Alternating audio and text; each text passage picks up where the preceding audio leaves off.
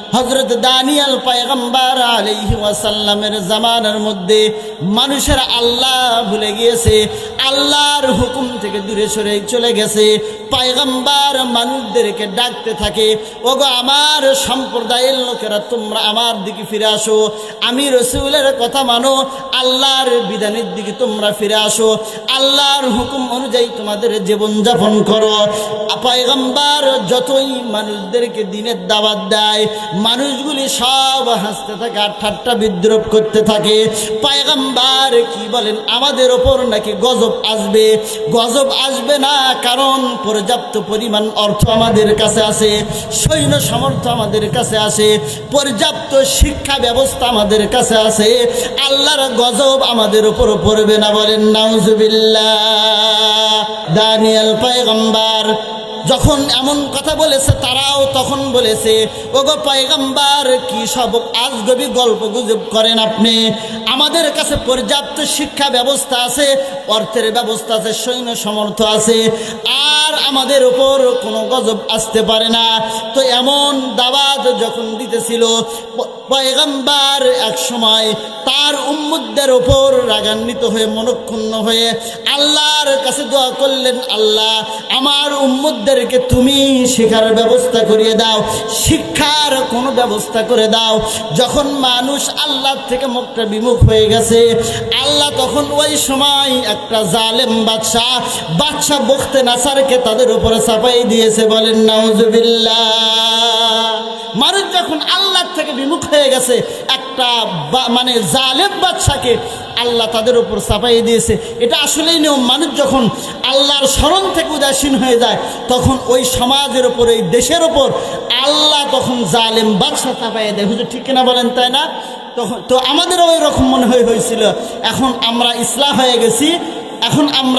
হয়ে গেছি, আর মনে হয় আমরা আর গোপালগঞ্জের দিকে যাব না। আগামীর বাংলাদেশ আমাদের বগুড়াওয়ালাদের বাংলাদেশ, আমাদের গাবতলীর বাংলাদেশ। কথা বলেন ঠিক কিনা? মাইকে তো সব কথা বলা যায় না, আকার ইঙ্গিতে একটু বলতে হয়। আপনারা বুঝে নিন, আগামীর বাংলাদেশ কার বাংলাদেশ বলেন? আমাদের গাবতলীওয়ালাদের বাংলাদেশ। আল্লাহ কবুল করেন, বলেন আমিন। তো জালেম বাদশাকে আল্লাহ চাপাই দিয়েছেন। জালেম বাদশা সর্বপ্রথম দানিয়েল পয়গম্বর সহ ৭০,০০০ লোককে জেলখানার মধ্যে আবদ্ধ করে দিয়েছে। ৭০,০০০ লোককে বাদশা বখতে নাসার হত্যা করেছে। দেখেন, জালেমদের সর্বপ্রথম একটাই কিন্তু অস্ত্র, কিছু না হতেই তারা মানুষদেরকে জেলখানার ভয় দেখায়, কিছু না হতেই তারা মানুষদেরকে হত্যা করে, কথা বলার স্বাধীনতাকে বন্ধ করে দেয়। কথা বলেন ঠিক কিনা? এটা নতুন আজকে না, দিদির সময়ে না, আগেকার আমল থেকে ওই রকম ছিল। তো ৭০,০০০ লোককে যখন জেলখানার মধ্যে বন্দি করে দিয়েছে, ৭০,০০০ লোক তাদের ভুলকে বুঝতে পেরেছে। ভুল বুঝার পর সবাই তখন দানিয়েল পয়গম্বরকে ডাক দিয়ে বলতেছে, ওগো আল্লাহর পয়গম্বর, আমরা ভুল করেছি, আমরা আমাদের ভুলগুলি বুঝতে পেরেছি, আপনি আল্লাহর কাছে দোয়া করেন, আমাদের তওবাগুলি যেন আল্লাহ কবুল করে নেয়। আর বখতে নাসারের এই জেলখানার থেকে আল্লাহ ছাড়া পৃথিবীতে কেউ নাই আমাদেরকে বের করতে পারে। কথা বলেন ঠিক কিনা? আর কেউ নাই। এমন কথা যখন বলতেছে, দানিয়েল পয়গম্বর ডাক দিয়ে বলল, ঠিক আছে, রাত্রিবেলায় সবাই আমরা একত্রিত হব। রাত্রিবেলায় শেষ রাত্রে দোয়া করলে আল্লাহ দোয়াকে কবুল করে। শেষ রাত্রে আমরা আল্লাহর কাছে দোয়া করব, অবশ্যই আল্লাহ আমাদের দোয়াকে কবুল করে নেবে। তো শেষ রাত্রি দানিয়েল পয়গম্বর সহ সবাই যখন একত্রিত হয়ে দু চোখের পানি ছেড়ে দিয়ে আল্লাহকে আল্লাহ বলে ডাক দেয়, এমন একটা করুণ পরিস্থিতি তৈরি হয়ে গেছে। ৭০,০০০ লোকের আল্লাহ আল্লাহ শব্দের তাড়নায় জেলখানার জানলা দরজার থেকে পর্যন্ত আল্লাহ নামের জিকির বের হয়েছে। বলেন সুবহানাল্লাহ। ফাজিকরাজ হরচে বিনি দর খুরুশাস অবেদানাত দনি বানাত কে গোশাস না বুলবুল বর গলে সে তসবি হে খানে কি হর খারে বতসবি হস জবানে। বলেন? জেলখানার দরজা জান্নাত থেকে পর্যন্ত কার নামের শব্দ বের হয়েছে বলেন? আল্লাহর নামের সব কিছু যে আল্লাহ আল্লাহ করে, আল্লাহর নাম ধরে ডাকে, এটা আপনাদের বিশ্বাস হয় বলেন? আল্লাহ কোরআনের মধ্যে বলতেছেন, কুল্লুম ক্বাদ আলিমা সালাতাহু ওয়া তাসবিহা। দুনিয়ার মানুষ সকল শুনে নাও, জেনে নাও, প্রত্যেকটা সৃষ্টিজীব, আমার প্রত্যেকটা সৃষ্টি আমাকে আল্লাহ আল্লাহ বলে ডাকে, অর্থাৎ আমি আল্লাহর নামের তাসবিহাত পড়ে বলেন সুবহানাল্লাহ। ৭০,০০০ লোক দোয়া করতেছে কার কাছে বলেন? সম্মানিত হাজিরিন, আমরাও যখন বিপদে পড়ব, মুসিবতে পড়ব, শেষ রাত্রি আপনি তাহাজ্জুদের সময় একাকী নির্জনে আপনি ওযু করে জায়নামাজটা বিছাবেন, বিছানোর পর 2 রাকাত নামাজ পড়ে আল্লাহর কাছে 2 চোখের পানি ছেড়ে দিয়ে ডাক দিবেন, আই মালিক, আমার সংসারের মধ্যে বরকত হয় না, আমি অসুস্থ আছি আল্লাহ, আমার কামাই রুজির মধ্যে বরকত নাই আল্লাহ। যে কোনো সমস্যার কথা আল্লাহর কাছে বলবেন। হাদিসের মধ্যে আছে, বান্দা চাইতে দেরি হয়, আল্লাহর রহমত ওই বান্দার উপর আসতে দেরি হয় না বলেন সুবহানাল্লাহ। শেষ রাতের দোয়া আল্লাহর কাছে কবুল হয়। যে কোনো জিনিস চাইবেন শেষ রাতে নির্জনে 2 রাকাত 4 রাকাত তাহাজ্জুদ পড়ে আল্লাহর কাছে আপনার সমস্যার কথা তুলে ধরবেন, অবশ্যই আল্লাহ আমার আপনার সমস্যা সমাধান করে দেবে। তো সবাই যখন দোয়া করতেছে আল্লাহর কাছে, দানিয়েল পয়গম্বর কাছে ইলহাম চলে এসেছে, ওগো আল্লাহর পয়গম্বর দোয়া করতে থাকেন, আল্লাহ জেলখানার মধ্যে থেকে আপনাদের মুক্তি দেওয়ার ব্যবস্থা করে দেবে। এইদিকে ৭০,০০০ উম্মতদের নিয়ে দানিয়েল পয়গম্বর আল্লাহর কাছে দোয়া করতেছে, হরদম তাসবিহ পড়তেছে। এইদিকে আল্লাহ তাআলা এক রাত্রিতে বাদশাহ বুখতনেছারকে একটা আশ্চর্যময় স্বপ্ন দেখাই দিয়েছে বলেন সুবহানাল্লাহ। আশ্চর্যময় একটা স্বপ্ন দেখাই দিয়েছে। তো স্বপ্নটা হলো এমন যে হযরতে দানিয়েল পয়গম্বর দোয়া করতেছে, রাত্রির বেলায় বাদশাহ বুখতনেছার ঘুমাচ্ছে, একটা স্বপ্ন দেখেছে। আচক মা চিৎকার দিয়ে উঠেছে, কে কোথায় আছো, আমাকে বাঁচাও, আমাকে বাঁচাও, আমাকে বাঁচাও, মরে গেলাম। উজির নাজির রাজ দরবারের সবাই চলে এসেছে। ওগো বাদশাহ নামদার, আপনার কি হয়েছে যার কারণে আপনি চিৎকার করতেছেন? ডাক দে বলল, আমি একটা স্বপ্ন দেখেছি, ভয়ঙ্কর স্বপ্ন দেখেছে। উজির ডাক দে বলতেছে, চিন্তার কোনো কারণ নাই, আমাদের দেশের মধ্যে স্বপ্নের মুআব্বিরকারী আছে, তাবির কারক আছে, যারা স্বপ্নের ব্যাখ্যা করতে পারে তারা আছে। বাদশাহ নামদার, চিন্তা করেন না, দেশের সমস্ত মুআব্বিরকারীকে, তাবিরকারীকে কালকে রাজদরবারের মধ্যে হাজির করব বলেন সুবহানাল্লাহ। স্বপ্নে দেখছে, স্বপ্নে যখন দেখেছে, স্বপ্নের তাবির নেওয়ার জন্য উনি পাগল হয়ে গেছে। রাজ দরবারের থেকে সমস্ত দেশের মধ্যে ঘোষণা দেওয়া হয়েছে, সমস্ত তাবির কারক, সমস্ত গণকেরা আগামীকাল রাজ দরবারের মধ্যে হাজির হবে। বাদশাহ স্বপ্নে দেখেছে, স্বপ্নের তাবির যে করতে পারবে পর্যাপ্ত পরিমাণ উপঢৌকন পুরস্কার তাকে দেওয়া হবে। তো সমস্ত গণকেরা খুশি হয়ে গেছে, সবাই খুশি হয়ে গেছে, বাদশার স্বপ্নের তাবির করব, বাদশাহ তো পুরস্কারটাও ভালো দেবে। সমস্ত রাজ্যের গণকেরা যখন একত্রিত হয়ে গেছে, ভালো ভালো খেয়েছে, খাওয়ার পর সবাই ডাক দিয়ে বলতেছে, বাদশাহ নামদার স্বপ্ন কি দেখেছেন বলেন? আপনি স্বপ্নে দেখার পর আপনার স্বপ্নের তাবিরটা আমরা করব, কিন্তু আল্লাহর শান কত বড়, বাদশাহ কি স্বপ্নে দেখেছে ওটা বাদশার জিহন থেকে আল্লাহ ডিলিট করে দিয়েছে বলেন সুবহানাল্লাহ। বাদশাহ বুখতনেছার যে স্বপ্ন দিয়ে দেখেছে, স্বপ্নটা সব কিছু ডিলিট করে দানিয়েল পয়গম্বরের মাথার মধ্যে ঢুকে দিয়েছে বলেন সুবহানাল্লাহ। তো বাদশাহ স্বপ্নের কথা বলবে, এমন সময় বলতেছে, কি স্বপ্নে দেখেছি, স্বপ্নটা তো আমার মনে নাই, তোমরা নাকি গণক হয়েছ, ভবিষ্যৎবাণী বলতে পারো, তোমরা শুধু স্বপ্নের তাবির নয়, আমি কি স্বপ্নে দেখেছি এটাও বলবে, সাথে সাথে স্বপ্নের তাবিরটাও বলবে বলেন সুবহানাল্লাহ। ডাকতে বলতেছে, বড় গণক হয়ে গেছো তোমরা দাবি করো তোমরা সব কিছু ভবিষ্যৎবাণী বলতে পারো, আমি কি স্বপ্নে দেখেছি এটা বলতে পারো না। 3 দিন টাইম দিলাম, যদি আমার স্বপ্নের তাবির, স্বপ্নের মানে স্বপ্নে কি দেখেছি এটা সহ স্বপ্নের তাবির না বলতে পারো, একটারও পিঠের চাপ থাকবে না। আমাদের দেশের মধ্যেও এমন অনেক ভণ্ড আর বদমাইশ আছে না নাই বলেন? সবাই বলেন আছে না নাই? নামাজ নাই, রোজা নাই, কিছুই নাই, অথচ বড় পিসাব হয়ে দরবারের মধ্যে বসে আছে। কথা বলেন ঠিক কিনা? এমন গাঞ্জা খাকো শয়তান আছে না নাই বলেন? সবাই কথা বলেন আছে না নাই? ও পীর না শয়তান? যে গাঁজা খায় ও পীর না, ওই শয়তান। ওই কি বলেন? শয়তান। তো তাদের কাছে আপনারা যাবেন না। তো যাই হোক, সম্মানিত হাজিরিন, সবাই আফসোস করতেছে গণকেরা যে আসবেন, কি হলো না আসাই তো আসলে ভালো, আসলেও ভালো, আসেই যত অঘটন ঘটে গেল। বাদশার এখানে গণকের মধ্যে নাম দিয়েছি, ভবিষ্যৎবাণী করব নাম দিয়েছি, পরে 3 দিনের মধ্যে বাদশা কি স্বপ্ন দেখেছে এটা যদি না বলতে পারি পেটের তো আর চাম থাকবে না। বাদশা টাইম দিয়েছে কয়দিন বলেন? 3 দিন টাইম দিয়েছে যে স্বপ্নের তাবির আমাকে বলতে হবে। এইদিকে জেলখানার মধ্যে খবর গেছে, ওগো পয়গম্বর, আল্লাহ কিন্তু পেঁয়াজ বাজাই দিয়েছে। একদিন জেলার মহোদয় জেলখানার মধ্যে মন খারাপ করে বসে আছে। দানিয়াল পয়গম্বর ডাকতে বলে, কি ব্যাপার জেলার মহোদয়, মন কেন খারাপ? ডাকতে বলে, আর বলবেন না, আর বলবেন না, আর মনে হয় আমাদের চাকরি থাকবে না। বলে কেন?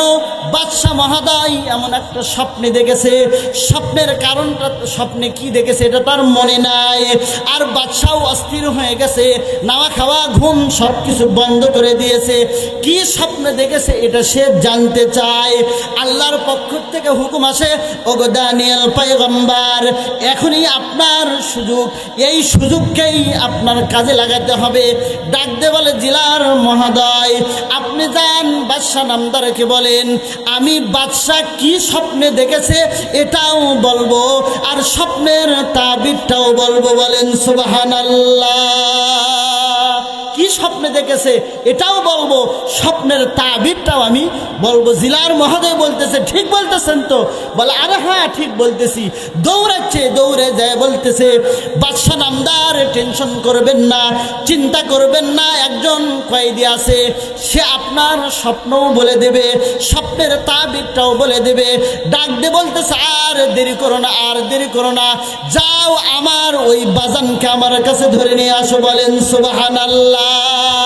যাও, আর দেরি করো না, তাকে আমার কাছে ধরে নিয়ে আসো। যখন গেছে জেলার মহোদয় ডাকতে বলতেছে, চলেন আপনাকে বাদশাহ নামদার ডেকেছে। বলে, না না, আমি একা যাব না। বাদশাহ নামদারকে বলেন যে আমি একা যাব না, আমার 70,000 উম্মতদেরকে মুক্তি দেবে। 70,000 উম্মত বের হওয়ার পরে আমি সর্বশেষ বের হব। বলেন সুবহানাল্লাহ। আমার উম্মতদেরকে মুক্তি দেবে, তারপর আমি বের হব, তার আগে বের হব না। বলে, এটা মনে হয় সম্ভব না। জেলার বলতেছে, বলে যদি সম্ভব না হয় আপনারও ক্ষতি, আমারও ক্ষতি, বাদশাহ নামদারেরও ক্ষতি। বলে কি ক্ষতি? বলে আমি স্বপ্নের ব্যাখ্যা যদি না বলতে পারি, বাদশাহ কিন্তু তিলে তিলে মরে যাবে, আর আপনি চাকরিটাও হারাবেন, আপনি আর চাকরি করতে পারবেন না। আর আমার ক্ষতিটা হলো, আমার এই লোকদেরকে নিয়ে আমি এই জেলখানার মধ্যে ঢুকে ঢুকে, এদিকে খেয়াল করেন, ঢুকে ঢুকে জেলখানার মধ্যেই মারা যাব। তো আবার জিলার গেছে, যে বলতেছে এমন একটা আবদার করেছে বাদশাহ নামদার, 70,000 লোককে মুক্তি দিতে হবে। তারপর সে ছাড়তে চাইছে, আসতে চাইছে, ডাক দিয়ে বলতেছে, 70,000 কেন? আমার ওই বাবা যদি সমস্ত জেলখানার কয়েদিদের মুক্তি চায়, তাও মুক্তি দাও, তবুও তাকে আমার কাছে নিয়ে আসো। 70,000 কয়েদিকে যখন মুক্তি দিয়েছে, সর্বশেষ দানিয়েল পয়গম্বর বাদশাহ বুখতে নাসারের জেলখানার মধ্যে থেকে বের হয়েছে। বলেন সুবহানাল্লাহ। আল্লাহ তাআলা পবিত্র কালামুল্লাহ শরীফের সূরাতুল ইব্রাহিমের 13 নম্বর পারার 15 নম্বর পৃষ্ঠার মধ্যে আল্লাহ বলতেছেন, লা ইন শাকারতুম লা আযীদান্নাকুম ওয়া লা ইন কাফারতুম ইন্না আযাবি লাশাদীদ। শাব্দিক তরজমাটা হলো এমন, আল্লাহ তাআলা বলতেছেন দুনিয়ার যেই সমস্ত মানুষগুলি আমি আল্লাহর নিয়ামত পাওয়ার পর আমার নিয়ামতের শুকরিয়া আদায় করে, আমি আল্লাহ ওই বান্দার জন্য আমার নিয়ামত কারো বাড়াই দেই। বলেন সুবহানাল্লাহ। अगर गीती सदा सरबादगी राद चिरागे मुक़बिला हरगिज़ न मीराद, चिरागे मुक़बिला हरगिज़ न मीराद। लिल्लाहे तकबीर, नाराए ताकबीर। সম্মানিত হাজিরিন, সদরে মুহতারাম, মুসলমান আমরা, আমাদের ধর্মের নাম কি বলেন? ইসলাম। মুসলমান, মুসলমানদের আওয়াজ থাকবে উচ্চ। যখন মুসলমানদের আওয়াজ কমে গিয়েছে তখন তাগুত এসে মুসলমানদের মাথার ওপর চেপে বসেছে। যখন মুসলমান জোরে আওয়াজ দিয়েছে, হুঙ্কার দিয়েছে, সাহস করে কোরআন বুকে নিয়ে বের হয়েছে, তাগুত বাংলার জমিন ছেড়ে পালিয়ে যেতে বাধ্য হতে। কথা বলেন ঠিক কিনা? তো মুসলমানদের আওয়াজ থাকবে জোরে। আল্লাহ তাআলা আয়াতের পরের অংশে বলতেছেন যেই সমস্ত মানুষগুলি আমার নিয়ামত পেল, আমার নিয়ামত পাওয়ার পর আমার নিয়ামতের না শুকরিয়া আদায় করলো, আমি আল্লাহ তার থেকে আমার নিয়ামতগুলো আরো ছিনিয়ে নেন, অতি দ্রুত ওই মানুষকে আমি আল্লাহ আযাবের মধ্যে লিপ্ত করব। বলেন নাউযুবিল্লাহ। তাহলে শুকরিয়া আদায় করাটা একটা ইবাদত। আল্লাহ আমাদের মুসলমানের ঘরে জন্ম দিয়েছেন, মুসলমানের ঘরে পাঠাই দিয়েছেন। এই জন্য আবার সবাই সেই মহান মুনিবের নিকট শুকরিয়া আদায় করি। সবাই বলে আলহামদুলিল্লাহ। লাখো করে দরুদ বর্ষিত হোক সাইয়্যিদুল কাওনাইন, খাতামান নবিয়্যিন, ইমামুল মুরসালিন জনাবে মুহাম্মদুর রাসূলুল্লাহ সাল্লাল্লাহু আলাইহি ওয়াসাল্লামের প্রতি। পবিত্র কালামুল্লাহ শরীফের দ্বিতীয় নাম্বার সূরা সূরাতুল বাকারা। দ্বিতীয় নাম্বার সূরার নাম কি বলেন? সূরাতুল বাকারা। এই সূরাতুল বাকারার প্রথম একটা লাইন আপনাদের সামনে তেলাওয়াত করেছি। প্রথম নাম্বার সূরা হলো কোরআন শরীফের সূরাতুল ফাতিহা। ফাতিহা শব্দের অর্থ হলো সূচনা, আরম্ভ করা। অনেক অর্থ আছে, তো এটা একটা প্রচলিত, সেটা হলো শুরু করা, আরম্ভ করা। আর বাকারাতুন শব্দের অর্থ হলো গাভী। বাকারাতুন শব্দের অর্থ কি বলেন? গাভী। এই সূরা শুরুতে আল্লাহ তাআলা এই কোরআন শরীফ সম্পর্কে, কোরআনের মান, ইজ্জত, শান সম্পর্কে বর্ণনা করতেছে। বলেন সুবহানাল্লাহ। আল্লাহ তাআলা বলতেছেন আলিফ লাম মিম যালিকাল কিতাবু লা রাইবা ফি। আলিফ লাম মিম এগুলো হলো হরুফে মুকাত্তাআত, সাজের জন্য কোরআনের মধ্যে দেওয়া হয়েছে। পরের আয়াতের মধ্যে আল্লাহ বলতেছেন যালিকাল কিতাবু লা রাইবা ফি। দুনিয়ার মানুষ সকল শুনে নাও, জেনে নাও, আমার এই কালামুল্লাহ শরীফের মধ্যে ভুল তো দূরের কথা, সন্দেহের কোনো অবকাশ নেই। বলেন সুবহানাল্লাহ। अगर गीती सदा सरबादगी राद चिरागे मुक़बिला हरगिज़ न मीराद। अगर आलम सदा सरखार बाशत दिले आशिक गुलो गुलजार बाशत। আল্লাহু আকবার। বল লিল্লাহে তাকবীর। সম্মানিত হাজিরিন, সদরে মুহতারাম, এই কয়জন লোক আপনারা বসেছেন মন খারাপ করছেন? সবাই বলেন মন খারাপ করছেন। দেখেন, ছোট্ট একটা উদাহরণ, সাধারণ জ্ঞান থেকে দেয় আপনাদের। আমরা সবাই গ্রামের মানুষ। এই যে মুগরি যে মানুষ উসুমত দেয়, বোঝেন না, বাচ্চা ফোটানোর জন্য যে দেয়, তো যেই ডিমগুলো ওই মুরগির নিচে থাকে এই ডিমগুলোই কিন্তু ফোটে, ঠিক কিনা বলেন? তাই না? আর যেই ডিমগুলো ওই উষুম কম পায় ওইগুলো ফোটে না কিন্তু, তাই না? তাহলে ওই ডিমগুলোকে কি বলে? আমাদের ভাষায় কাঞ্জে ডিম বলে, ঠিক না? বা বাংলায় এভাবে বোঝেন পচা ডিম বলে। তো আমরা যারা এই ইসলামী মাহফিলের মধ্যে আসি, আমরা আল্লাহর উসুমের মধ্যে আসছি, ঠিক কিনা বলেন? তাই না? আর যারা নাকি বাহিরে ঘোরাফেরা করতেছে, মেলায় ঘোরাফেরা করতেছে, ঘুমের ঘরে আছে বা এখানে আসতেছে না, বিভিন্ন রাস্তাঘাটে গোয়েন্দারির মধ্যে লিপ্ত আছে, তারা হলো কাঞ্জা ডিম, পচা ডিম। কি ডিম বলেন? সবাই কথা বলেন, কি ডিম? আরো জোরে বলেন কি ডিম? বাহিরের লোকগুলো শুনুক যে আপনারা যারা আছেন তারা পচা ডিম, আর যারা ভেতরে আছে তারা আসল ডিম। এই ভেতরে যারা আছে তারাই হলো জান্নাতি মানুষ। আল্লাহ এই ভেতরের সমস্ত মানুষদেরকে বিনা হিসেবে জান্নাতুল ফিরদাউস দান করুন, বলেন আমিন। বাহিরে যারা ঘোরাফেরা করতেছেন আপনারা এখন চিন্তা করে দেখেন, আপনি কি পচা ডিম হবেন নাকি ভালো ডিম হবেন? আপনি কি জান্নাতে যেতে চান নাকি আপনি জাহান্নামে যেতে চান? যদি জান্নাতে যেতে চান অবশ্যই আপনাকে এই মাহফিলের মধ্যে আসতে হবে। কথা বলেন ঠিক কিনা? সম্মানিত হাজির, আমাদের এই মাহফিলটা ভেতরে একটা সাইজ হয়নি। এই জায়গায় একজন, ওই জায়গায় একজন, ওই জায়গায় একজন বসে আছে।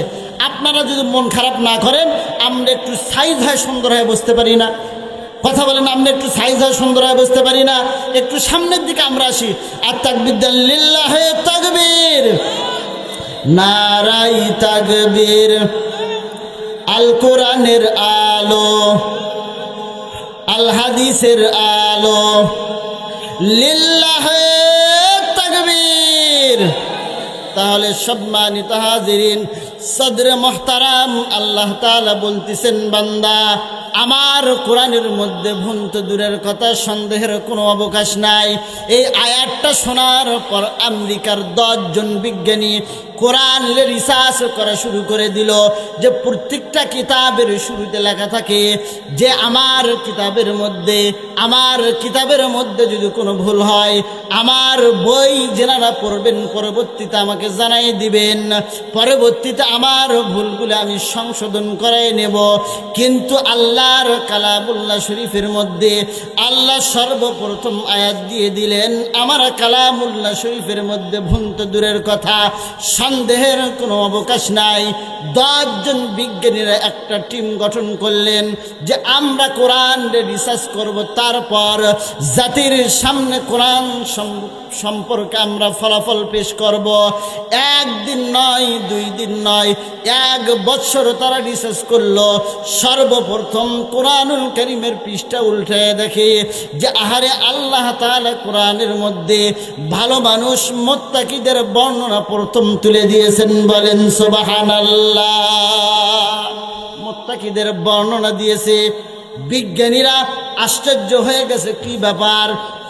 এটা তো সাধারণ কোনো মানুষের কিতাব নয়, সাধারণ মানুষ লিখতে তো এমন সুন্দর বাচনভঙ্গি হবে না।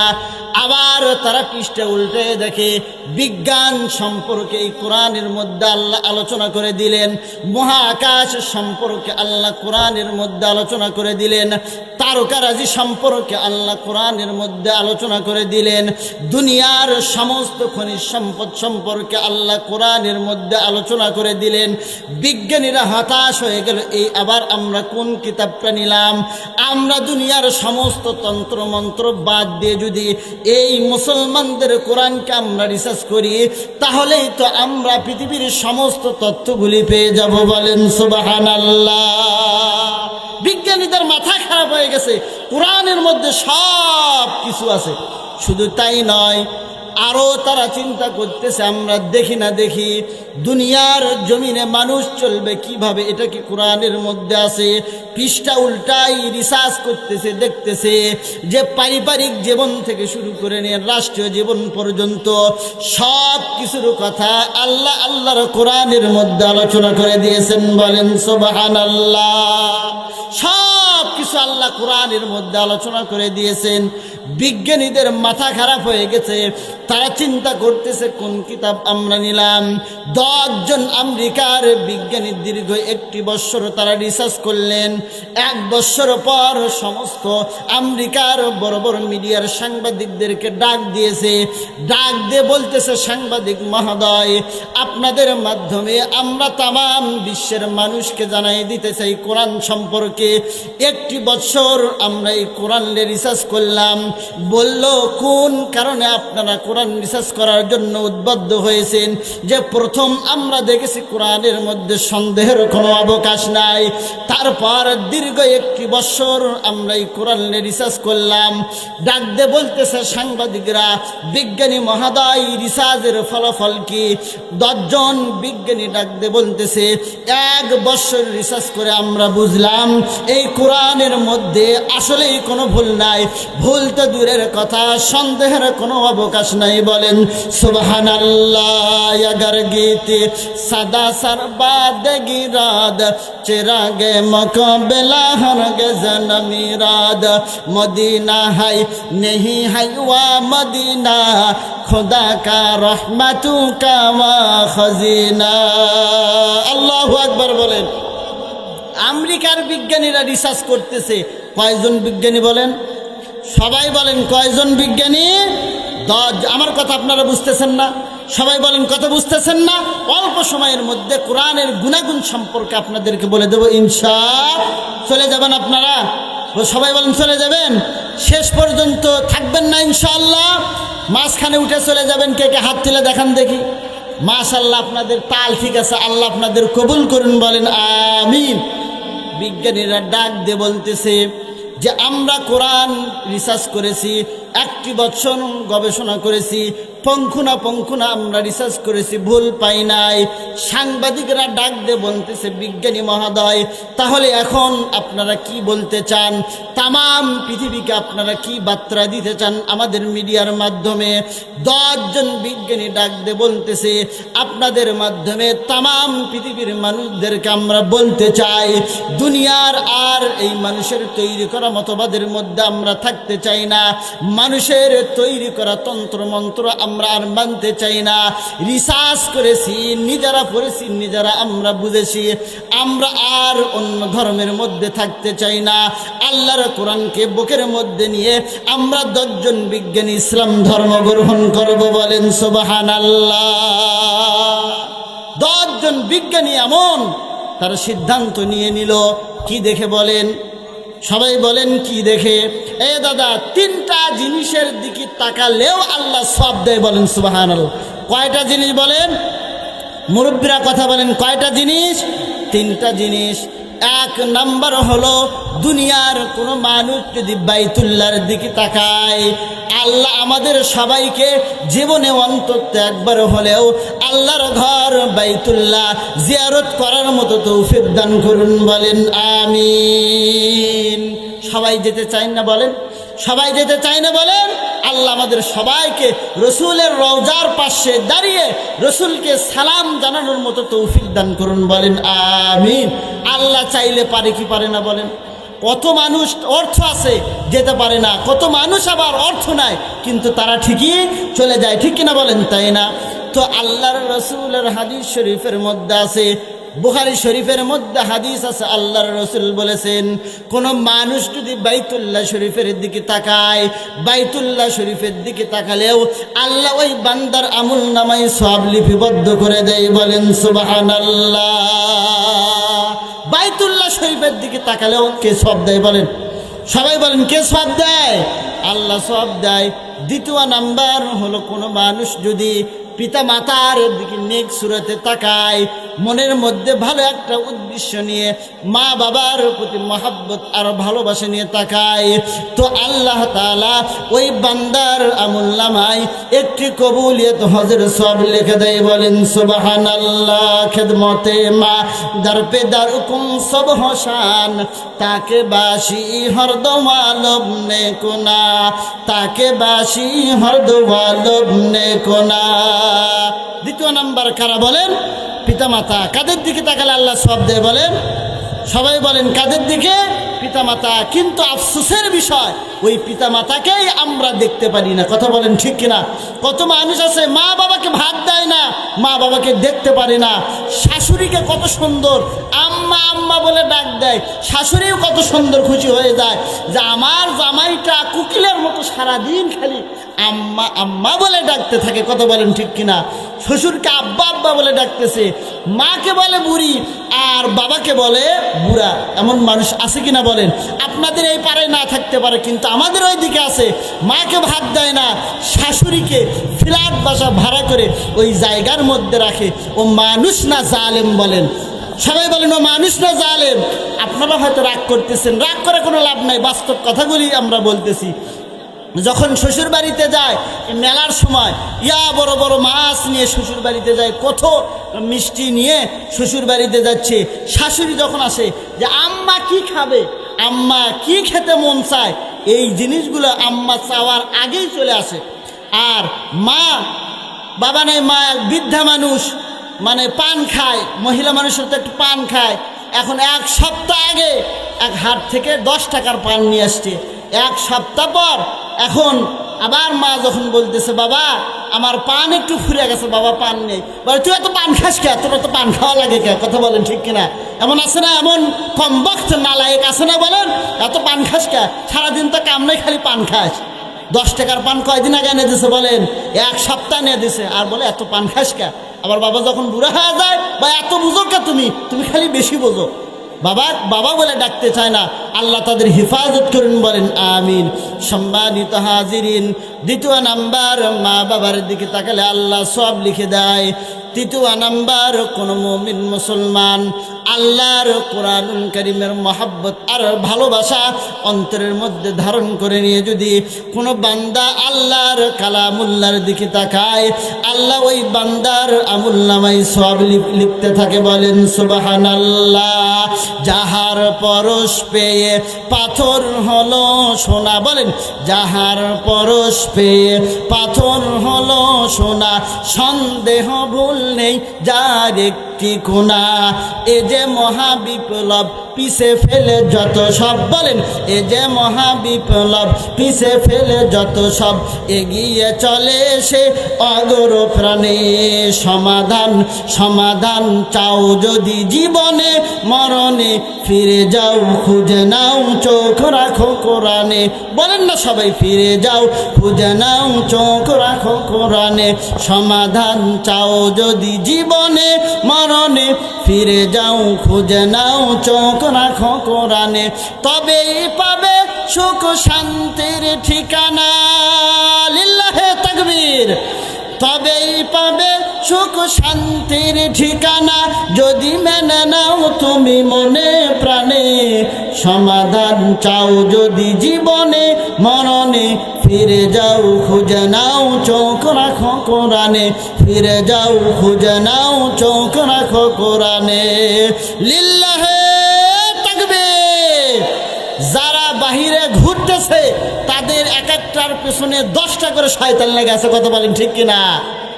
তারা শয়তান, যারা ছেলেরা ঘুরতেছে তারা শয়তানের দাদা আর নানা, আর মেয়েরা যারা ঘুরতেছে তারা শয়তানের দাদি আর নানি। এখন যারা ঘুরতেছে মাইকের আওয়াজ যারা পাচ্ছে, আপনার যদি শয়তানের পক্ষের লোক হতে না চান, তাড়াতাড়ি অতি দ্রুত এই মাহফিলের মধ্যে চলে আসেন। আল্লাহ আপনাদের সহিহ দান করুন, বলেন আমিন। তাহলে সব সমস্যার সমাধান কে দেবে বলেন? সবাই বলেন কে দেবে বলেন? আল কোরআন দেবে। কিতাবের মধ্যে একজন পয়গম্বরের ঘটনা আছে, যখন আপনি কোরআনুল কারীমকে মেনে নেবেন, আল্লাহর রসুলের জীবন বিধানকে মেনে নেবেন, আল্লাহর পক্ষ থেকে বারিশ রহমত চলে আসবে। আর যখন আমরা এই কোরআনুল কারীম ছেড়ে চলে যাব, আল্লাহর পক্ষ থেকে আল্লাহর আসমানি গজব আমাদের উপর নাজিল হবে, বলেন নাউজুবিল্লাহ। আসমানি গজব নাজিল হবে। একটা কিতাবের মধ্যে ঘটনা আছে যে ফিলিস্তিনের মধ্যে একজন পয়গম্বর বাস করতেন। পয়গম্বরটার নাম হলো হযরতে দানিয়েল পয়গম্বর। পয়গম্বরের নাম কি বলেন? হযরতে দানিয়েল পয়গম্বর আলাইহি ওয়াসাল্লাম। হযরত দানিয়েল পয়গম্বর আলাইহি ওয়াসাল্লামের জামানার মধ্যে মানুষের আল্লাহ ভুলে গিয়েছে, আল্লাহর হুকুম থেকে দূরে সরে চলে গেছে। পয়গম্বর মানুষদেরকে ডাকতে থাকে, ওগো আমার সম্প্রদায়ের লোকেরা, তোমরা আমার দিকে ফিরে আসো, আমি রসুলের কথা মানো, আল্লাহর বিধানের দিকে তোমরা ফিরে আসো, আল্লাহর হুকুম অনুযায়ী তোমাদের জীবনযাপন করো। পয়গম্বর যতই মানুষদেরকে দিনের দাওয়াত দেয়, মানুষগুলি সব হাসতে থাকে আর ঠাট্টা বিদ্রুপ করতে থাকে। পয়গম্বর পয়গম্বর কি বলেন, আমাদের ওপর নাকি গজব আসবে। গজব আসবে না, কারণ পর্যাপ্ত পরিমাণ অর্থ আমাদের কাছে আছে, সৈন্য সামর্থ্য আমাদের কাছে আছে, পর্যাপ্ত শিক্ষা ব্যবস্থা আমাদের কাছে আছে। আল্লাহর গজব আমাদের উপর পড়বে না, বলেন নাউজুবিল্লাহ। আল্লাহর গজব যখন আসে তখন সৈন্যরা ওই আযাব ঠেকাইতে পারে। সবাই বলেন সৈন্যরা ঠেকাইতে পারে। এটার প্রমাণ হলো গত 5 তারিখে একটা জালেম সরকার চলে গেছে, সৈন্য সামর্থ্য কম ছিল। সবাই বলেন পেটুয়া বাহিনী কম ছিল, হেলমেট বাহিনী কম ছিল, কিন্তু আল্লাহর হুকুম হয়েছে, মুসলমান ইমানি আওয়াজে গর্জে উঠেছে। যখন মুসলমান ইমানি আওয়াজে গর্জে উঠেছে, আর দিল্লির দাসী বাংলার জমিনে থাকতে পারি নাই, দাদা বাবুর দেশে দিদি পালাইতে বাধ্য হয়েছে। কথা বলেন ঠিক কিনা? আল্লাহর গজব আসলে, আল্লাহ যখন কারো উপরে গজব দেয় তখন শিক্ষা ব্যবস্থা, অর্থ ব্যবস্থা, পদ্মা সেতু ব্যবস্থা দিয়ে, উন্নতি ব্যবস্থা দিয়ে তাকে আটকাতে পারে। দাদা কি দিদিকে আটকাইতে পারছে? বলেন সবাই বলেন, দাদা কি দিদিকে আটকাইতে পারছে? আল্লাহ ওই দিদিকে ওই দাদার দেশেই রেখে দিক, মানে ও যে প্রোডাক্টের মাল ওই প্রোডাক্টেই চলে গেছে, আর যেন আমাদের দেশে না নিয়ে আসে, বলেন আমিন। সম্মানিত হাজিরিন, বাংলাদেশ টু দিল্লি, দিল্লি টু জাহান্নাম। দিল্লি টু কোথায় বলেন? আল্লাহকে ওখান থেকে জাহান্নামে নিয়ে যাবে। বলেন বাংলাদেশ টু দিল্লি, বলেন। আর বলেন না কেন? আমরা একটু কথাবার্তা বলতে আপনারা রাগ করতেছেন? রাগ করেন না, মানে আমরা একটু ইলমের মুজাকারা করতেছি। বলেন বাংলাদেশ টু দিল্লি, বলেন বাংলাদেশ টু দিল্লি, দিল্লি টু জাহান্নাম। দিল্লি টু কোথায় বলেন? জাহান্নাম। ওই দিদি যেন মনে করে না আর বাংলার জমিনে আমি জায়গা পাবো। তুমি বাংলাদেশে চট করে ঢুকে পড়বা, সাহস থাকে তো তুমি ঢুকে পড়ো। বাংলার জমিনে তোমার একটা পশম পর্যন্ত খুঁজে পাওয়া যাবে না, কারণ তুমি ইসলাম বিদ্বেষী, কোরআন বিদ্বেষী। আর এই বাংলার জমিনটা কোরআনওয়ালাদের দেশ, টুপিওয়ালাদের দেশ, দাড়িওয়ালাদের দেশ, মসজিদওয়ালাদের দেশ, মাদ্রাসাওয়ালাদের দেশ, ইসলাম আন্দোলনওয়ালাদের বাংলাদেশ। বলেন ঠিক কিনা? তাহলে এই দেশে কোনো দিল্লির প্রোডাক্টের জায়গা আছে? সবাই বলেন কোন নাস্তিকের জায়গা আছে? আপনার মুসলমান না? মুসলিম আমি, সংগ্রামী আমি, আমি চির রণবীর, আল্লাহকে ছাড়া কাউকে মানি না, নারাই তাকবীর, আল্লাহু আকবার। মুসলমান একমাত্র ভয় করবে কাক? বলেন সবাই বলেন, কাকে ভয় করবে? দানিয়েল পয়গম্বর যখন এমন কথা বলেছে, তারাও তখন বলেছে, ওগো পয়গম্বর কি সব আজগবি গল্প গুজব করেন আপনি? আমাদের কাছে পর্যাপ্ত শিক্ষা ব্যবস্থা আছে, অর্থের ব্যবস্থা আছে, সৈন্য সামর্থ্য আছে, আর আমাদের উপর কোনো গজব আসতে পারে না। তো এমন দাওয়াত যখন দিতেছিল, পয়গম্বর এক সময় তার উম্মতদের উপর রাগান্বিত হয়ে, মনক্ষুণ্ণ হয়ে আল্লাহর কাছে দোয়া করলেন, আল্লাহ আমার উম্মতদেরকে তুমি শিক্ষার ব্যবস্থা করিয়ে দাও, শিক্ষার কোনো ব্যবস্থা করে দাও। যখন মানুষ আল্লাহ থেকে মুখটা বিমুখ হয়ে গেছে, আল্লাহ তখন ওই সময় একটা জালেম বাদশা বখতে নাসারকে তাদের উপরে চাপাই দিয়েছে। বলেন নাউজুবিল্লাহ। মানুষ যখন আল্লাহ থেকে বিমুখ হয়ে গেছে, একটা মানে জালেম বাদশাকে আল্লাহ তাদের উপর চাপাই দিয়েছে। এটা আসলেই নিয়ম। মানুষ যখন আল্লাহর স্মরণ থেকে উদাসীন হয়ে যায়, তখন ওই সমাজের উপর, এই দেশের উপর আল্লাহ তখন জালেম বাদশা চাপাই দেয়। হুজুর ঠিক কিনা বলেন? তাই না? তখন তো আমাদেরও ওই রকম মনে হয়েছিল। এখন আমরা ইসলাম হয়ে গেছি, আর মনে হয় আমরা আর গোপালগঞ্জের দিকে যাব না। আগামীর বাংলাদেশ আমাদের বগুড়াওয়ালাদের বাংলাদেশ, আমাদের গাবতলীর বাংলাদেশ। কথা বলেন ঠিক কিনা? মাইকে তো সব কথা বলা যায় না, আকার ইঙ্গিতে একটু বলতে হয়। আপনারা বুঝে নিন, আগামীর বাংলাদেশ কার বাংলাদেশ? বলেন আমাদের গাবতলীওয়ালাদের বাংলাদেশ। আল্লাহ কবুল করেন, বলেন আমিন। তো জালেম বাদশাকে আল্লাহ চাপাই দিয়েছেন। জালেম বাদশাহ সর্বপ্রথম দানিয়েল পয়গম্বর সহ ৭০,০০০ লোককে জেলখানার মধ্যে আবদ্ধ করে দিয়েছে। ৭০,০০০ লোককে বাদশাহ বখতে নাসার হত্যা করেছে। দেখেন জালেমদের সর্বপ্রথম একটাই কিন্তু অস্ত্র, কিছু না হতেই তারা মানুষদেরকে জেলখানার ভয় দেখায়, কিছু না হতেই তারা মানুষদেরকে হত্যা করে, কথা বলার স্বাধীনতাকে বন্ধ করে দেয়। কথা বলেন ঠিক কিনা? এটা নতুন আজকে না, দিদির সময়ে না, আগেকার আমল থেকে ওই রকম ছিল। তো ৭০,০০০ লোককে যখন জেলখানার মধ্যে বন্দী করে দিয়েছে, ৭০,০০০ লোক তাদের ভুলকে বুঝতে পেরেছে। ভুল বুঝার পর সবাই তখন দানিয়েল পয়গম্বরকে ডাক দিয়ে বলতেছে, ওগো আল্লাহর পয়গম্বর, আমরা ভুল করেছি, আমরা আমাদের ভুলগুলি বুঝতে পেরেছি, আপনি আল্লাহর কাছে দোয়া করেন আমাদের তওবাগুলি যেন আল্লাহ কবুল করে নেয়।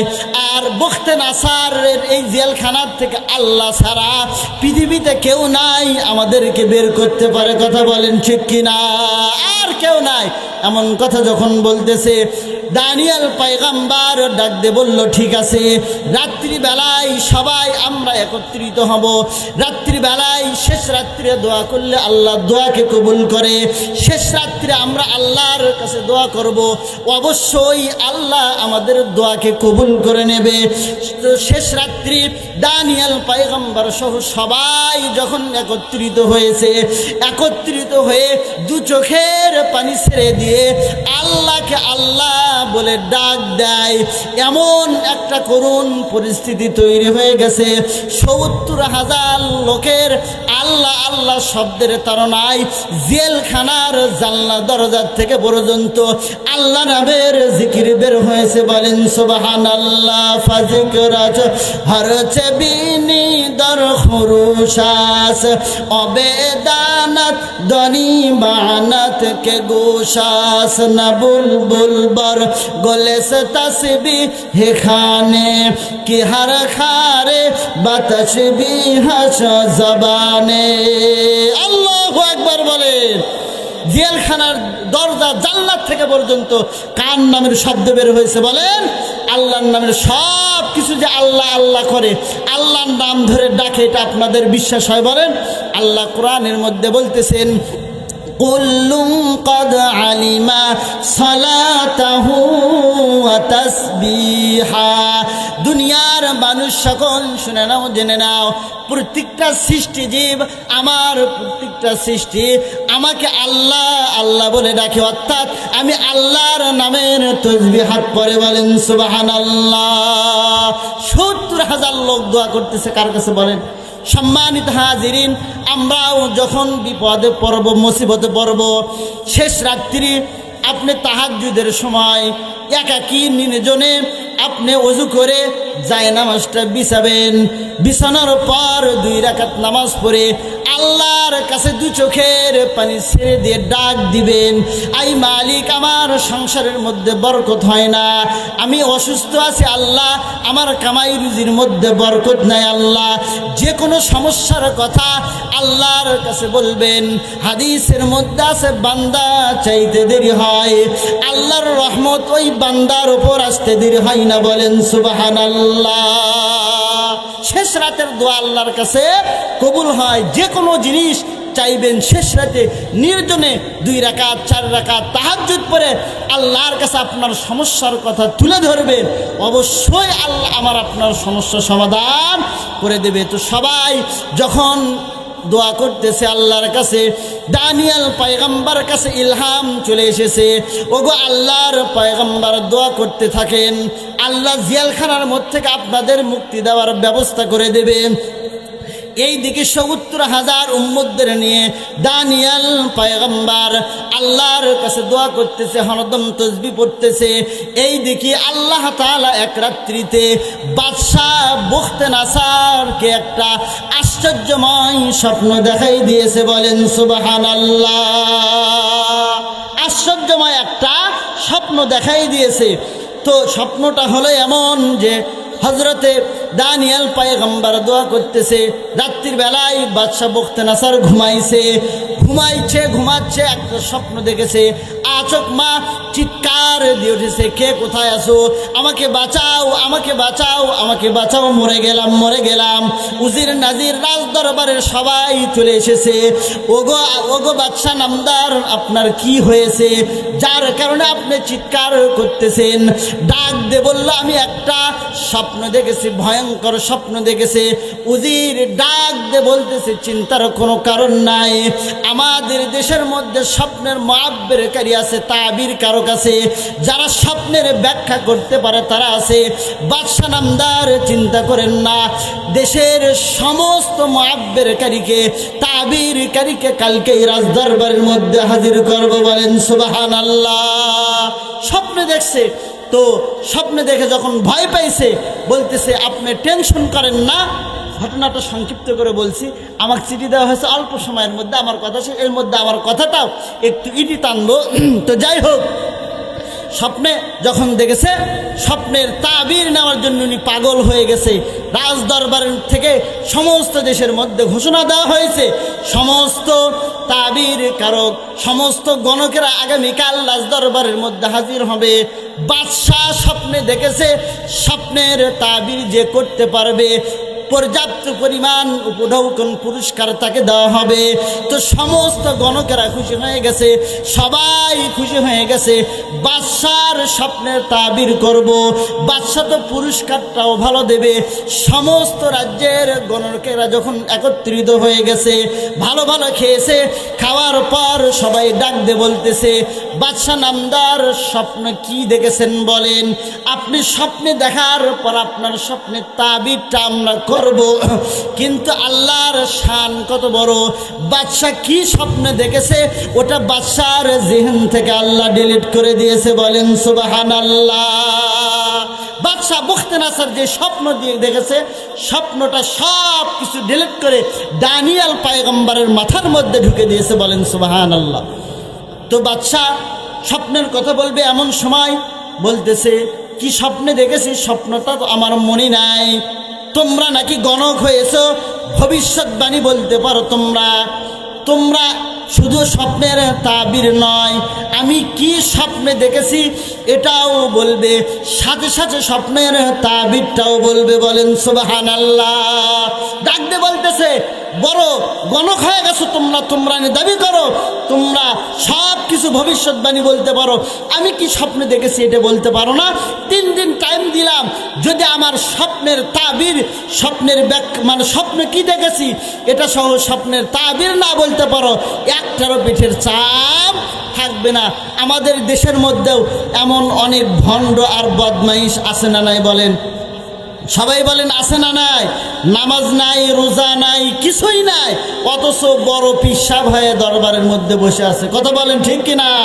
এমন গাঞ্জা খাকো শয়তান আছে না নাই? বলেন সবাই, কথা বলেন, আছে না নাই? ও পীর না শয়তান?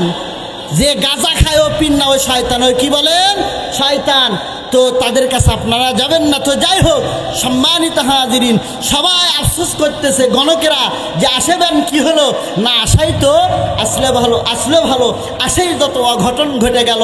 বাদশার এখানে গণকের মধ্যে নাম দিয়েছি, ভবিষ্যৎবাণী করব নাম দিয়েছি, পরে 3 দিনের মধ্যে বাদশা কি স্বপ্ন দেখেছে এটা যদি না বলতে পারি, পিঠের তো আর চাম থাকবে না। একটা গল্প বলি, গল্পটা হলো আগেকার সময় এইরকম স্যানিটারি বাথরুম তো ছিল না সবার ঘরে ঘরে, ঠিক কিনা বলেন? তা না, মানুষ রাস্তার ধারে বিভিন্ন ঝোপঝাড়ে আরা জঙ্গলের মধ্যে বাথরুম করতো, পায়খানা করতো। কথা বলেন ঠিক কিনা? তো এক লোক ওই রকম রাত্রিবেলায় জ্যোৎস্না সড়কে, মানে এক জায়গায় খোলা মাঠের মধ্যে বাথরুম করতে গেছে, বন্ধা হাতে নিয়ে বাথরুম করতে গেছে। বিন্দার থপ চেনেন না আপনারা? বিন্দার থোপ ধরে বাথরুম করতেছে। এখন বিন্দার থোপ ধরে বাথরুম করতে বিন্দার থোপটা উকরে, মানে লোকটা পড়ে গেছে। যখন পড়ছে তখন কোথায় পড়ছে বলেন? লাল মাটির মধ্যেই তো পড়ছে, ঠিক কিনা বলেন? তো যখন পড়ে গেছে, ওই যে বিন্দার থোপ যেই জায়গায় ছিল ওই জায়গায় দেখে একটা সোনার বদনা জল জল করতেছে। তখন ও কোথায় পড়ে গেছে এটাকে আর মনে থাকে বলেন? সোনার বদনাটা ও নিয়েছে। সোনার বদনা নেওয়ার পরে ও চিন্তা করলো, আমার গায়ে ময়লা পড়ছে, ময়লাটাও ধোয়া দরকার, বদনাটাও একটু খলবালা করে ভালো করে ধোয়া দরকার। বুঝতেছেন না আপনারা? কথা বলেন, আপনারা বুঝতেছেন না?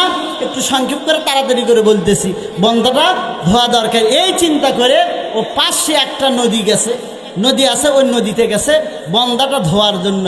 এখন বন্দাটা ভালো করে ধুইতে ধুইতেই বন্দাটা হাতের থেকে পড়ে গেছে, সোনার বদনাটা হাতের থেকে পড়ে গেছে। যখনই পড়ে গেছে ও পাগল হয়ে গেছে যে আমার ধুতিই গেল, আমার কি গেল বলেন, ধুতিই গেল। এখন আর বলি একটা হাসে, ধুতিই গেল, ধুতিই গেল, ধুতিই গেল। এখন বাড়িতে গেছে যে ভালো মানুষ, বউ বলতেছে ভালো মানুষ বাথরুম করতে গেল, সে মানুষের আবার কি হলো, সে খালি বলতেছে ধুতিই গেল, ধুতিই গেল, ধুতিই গেল। এখন বউ বলতেছে কি ব্যাপার, তুমি কি বলে এগুলো, ধুতিই গেল, ধুতিই গেল। বড় আর বলিস না, বড় আফসোসের বিষয়। বলে কি, আরে আমি একটা সোনার বদনা পেয়েছিলাম, এই সোনার বদনাটা আমি নদীতে ধুতে গেছি, আর বদনাটা আমার হাত থেকে ফসকে গেছে, এই জন্যই আমি বলতেছি ধুতেই গেল। এখন বউ বলতেছে না ধোয়াই তো আসলো ভালো। বউ কি বলতেছে বলেন, না ধোয়াই তো আসলো ভালো। স্বামী বলতেছে ধুতেই গেল, আর বউ বলতেছে না ধোয়াই তো আসলো ভালো। সকালে গ্রামের লোকজন বলতেছে এদের কি হলো, একজন বলে ধুতেই গেল, আর একজন বলে না ধোয়াই তো আসলো ভালো, এদের আবার কি হলো, পাগল হয়ে গেল নাকি, এরকম চিন্তা করে ডাক্তারকে ডাকছে। এখন ডাক্তার আসার পরে বলতেছে রুগীকে, বলে এই দুইজন রুগী, বলে রুগীর যে কন্ডিশন, পাগল হয়ে গেছে, তো আগে আমার টাকা দাও। বর্তমান যে অবস্থা, যখন আপনারা যদি ওই পপুলারে যান বা যে কোনো ডাক্তারের কাছে যান, আগে তো ভিজিটটাই দিতে হয়, কথা বলেন ঠিক কিনা। তো এরকম ডাক্তারও বলতেছে আগে ভিজিট দাও। গ্রামের মানুষের বলতেছে আরে মানুষ মরে যাচ্ছে, তুমি ডাক্তার না কষাই, আগে চিকিৎসা করো পরে টাকা। তো যতই চিকিৎসা করে ওই স্বামী ওটাই ছাড়ে না, ধুতেই গেল, বউ ওটাই ছাড়ে না, দাঁত হয়তো আসলো ভালো। এখন ডাক্তার ওদের সাথে বলতেছে যে টাকা তো আগেই নেওয়া, আসলো ভালো। একজন কি বলতেছে ধুতেই গেল, আরেকজন বলতেছে কি না ধোয়াই তো আসলো ভালো। এখন ডাক্তার ওদের সঙ্গে বলতেছে যে টাকা তো আগেই নেওয়া, আসলো ভালো। তো এরকম গণকেরাও চিন্তা করতেছে আসেবেন কি হলো, না আসাই তো আসলো ভালো, আসাই সব বিপদ ঘটে গেল, এরকম চিন্তা করতেছে। বাদশা টাইম দিছে কয়দিন বলেন, 3 দিন টাইম দিছে, যে স্বপ্নের তাবির আমাকে বলতে হবে। এইদিকে জেলখানার মধ্যে খবর গেছে, ওগো পয়গম্বর, আল্লাহ কিন্তু পেঁয়াজ বাজাই দিয়েছে। একদিন জেলার মহোদয় জেলখানার মধ্যে মন খারাপ করে বসে আছে। দানিয়াল পয়গম্বর ডাক দে বলে কি ব্যাপার জেলার মহোদয়, মন কেন খারাপ? ডাক দে বলে আর বলবেন না, আর বলবেন না, আর মনে হয় আমাদের চাকরি থাকবে না। বলে কেন? বাদশাহ মহোদয় এমন একটা স্বপ্নে দেখেছে, স্বপ্নের কারণটা, স্বপ্নে কি দেখেছে এটা তার মনে নাই। আর বাদশাহ অস্থির হয়ে গেছে, নাওয়া খাওয়া ঘুম সব কিছু বন্ধ করে দিয়েছে। কি স্বপ্নে দেখেছে এটা সে জানতে চায়।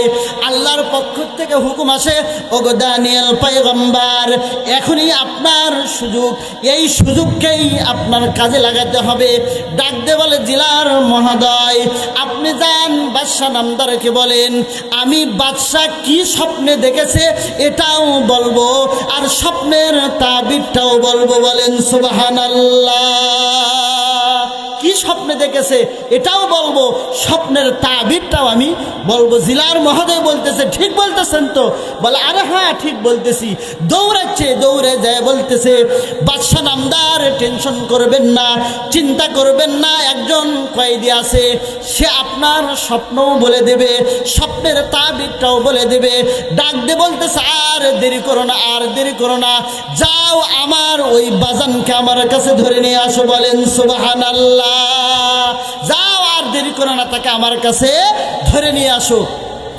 যখন গেছে জেলার মহোদয় ডাক দে বলতেছে চলেন, আপনাকে বাদশাহ নামদার ডেকেছে। বলে না না আমি একা যাব না। বাদশাহ নামদারকে বলেন যে আমি একা যাব না, আমার 70,000 উম্মতদেরকে মুক্তি দেবে। 70,000 উম্মত বের হওয়ার পরে আমি সর্বশেষ বের হব। বলেন সুবহানাল্লাহ। আমার উম্মতদেরকে মুক্তি দেবে, তারপর আমি বের হব, তার আগে বের হব না। বলে এটা মনে হয় সম্ভব না। জেলার বলতেছে, বলে যদি সম্ভব না হয় আপনারও ক্ষতি, আমারও ক্ষতি, বাদশাহ নামদারেরও ক্ষতি। বলে কি ক্ষতি? বলে আমি স্বপ্নের ব্যাখ্যা যদি না বলতে পারি, বাদশাহ কিন্তু তিলে তিলে মরে যাবে, আর আপনি চাকরিটাও হারাবেন, আপনি আর চাকরি করতে পারবেন না। আর আমার ক্ষতিটা হলো আমার এই লোকদেরকে নিয়ে আমি এই জেলখানার মধ্যে ঢুকে ঢুকে, এদিকে খেয়াল করেন, ঢুকে ঢুকে জেলখানার মধ্যেই মারা যাব। তো আবার জিলার গেছে, যে বলতেছে এমন একটা আবদার করেছে বাদশাহ নামদার ৭০,০০০ লোককে মুক্তি দিতে হবে। তারপর সে ছাড়তে চাইছে, আসতে চাইছে, ডাক দিয়ে বলতেছে ৭০,০০০ কেন, আমার ওই বাবা যদি সমস্ত জেলখানার কয়েদিদের মুক্তি চায় তাও মুক্তি দাও, তবুও তাকে আমার কাছে নিয়ে আসো। ৭০,০০০ কয়েদিকে যখন মুক্তি দিয়েছে, সর্বশেষ দানিয়েল পয়গম্বর বাদশাহ বুখতে নাসারের জেলখানার মধ্যে থেকে বের হয়েছে। বলেন সুবহানাল্লাহ। এমন নেতারই তো আদর্শ মানা দরকার, ঠিক কিনা বলেন, তাই না? আর আমরা বাংলাদেশে এমন নেতার আদর্শকে মানি যেই নেতা ৫ই আগস্ট এই রকম শত শত হাজার হাজার কর্মীদেরকে রেখে নিরাপদ দূরত্ব পালাইতে বাধ্য হয়েছে। কথা বলেন ঠিক কিনা? তো ওদের প্রতি ধিক্কার জানায়, এমন নেতার তোমরা অনুসরণ করো, তোমাদেরকে কর্মীদেরকে বিপদে ফেলে সে ইন্ডিয়ার জমিনে চলে গেছে। বড় বড় যারা একজন ছিল না খেলা হবে বলতো না, সবাই বলেন বলতো না খেলা হবে, খুব বড় শরীরই চলতো না, মরা মরা ভাব, ওই শয়তান বলতে খেলা হবে। এখন কোথায়? এখনো শয়তান কোথায়? কথা বলেন ঠিক কিনা? কোথায় আওয়ামী লীগ, কোথায় কাদের কাকা, কোথায় গেল ওই জালেমের গরম গরম কথা? কথা বলেন ঠিক কিনা? কোথায় আওয়ামী লীগ, কোথায় কাদের কাকা, কোথায় গেল ওই জালেমের গরম গরম কথা? খেলা হবে বলতো না, খেলা হবে, খেলা হবে, খেলা হবে গে বলে কাকা গেল পালিয়া। লিল্লাহে তাকবীর। খেলা হবে, খেলা হবে বইলা শয়তান গেল পালিয়া।